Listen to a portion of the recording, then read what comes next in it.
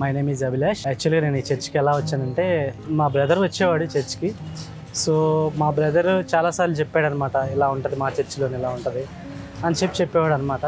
So నేను అంతగా attract అవ్వలేదు. బట్ ఎప్పుడైతే మా తమ్ముళ్ళు చేంజ్ అబ్జర్వ్ చేశాను, వాడు నడవడికలో కానీ ప్రవర్తన కానీ ఎప్పుడైతే చేంజ్ వచ్చిందో అప్పుడు అనిపించింది ఓకే అందరిలా కాదు ఈ చర్చ్ అని చెప్పి అప్పుడు అర్థమైంది నాకు. అండ్ నేను హైదరాబాద్ 2 years బ్యాక్ వచ్చాను. హైదరాబాద్ వచ్చిన తర్వాత కూడా నేను ఇంకా చర్చ్కి రాలేదు. బట్ మా తమ్ముడు ఎప్పుడు చెప్తా ఉండేవాడు ఇక్కడ ఇలా జరిగిందని మామూలుగా రెఫరెన్స్ వీడియోస్ చూపించేవాడు, యూట్యూబ్లోని పోస్ట్ చేసినవి చూపించేవాడు. అప్పుడు నాకు అనిపించింది ఇక్కడ బైబిలే కాదు అండ్ పర్సనల్గా ఒక యంగ్ జనరేషన్లో యూత్ ఎలాగా వాళ్ళ కెరీర్ని ఎలా చూస్ చేసుకోవాలి, వాళ్ళ కెరీర్లో ఎలా ముందుకెళ్ళాలి, ఏ బిహేవియర్ ఉంటే మనం ముందుకెళ్తాం అనేవి ఎక్కువ రెఫరెన్స్ చెప్తూ ఉంటారు. అది నన్ను ఎక్కువ ఇంపాక్ట్ చేసింది. మా తమ్ముడు కూడా అదే ఇంపాక్ట్ చేసింది.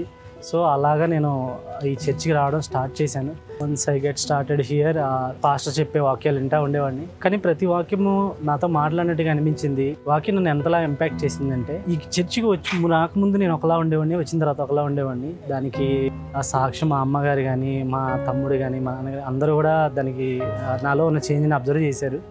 ఎంతలా అంటే కంప్లీట్లీ డిఫరెంట్ అనమాట. అంతకుముందు ఉన్న చాలా విషయాలు అంటే నేను ఇదే కరెక్ట్ అనుకొని కొన్ని ఆలోచించే విషయాలన్నీ చాలా మార్చుకున్నాను.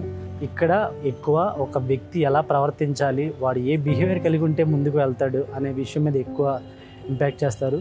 Definitely I can say that ఈ చర్చ్కి రావడం వల్లే నాలో చాలా చేంజ్ ఉంది అండ్ నేను చాలా మారాను కూడా. Thanks for the pastor and దేవుడు ఇక్కడ నడిపించినందుకు నేను చాలా ధన్యవాదాలు. Thank you.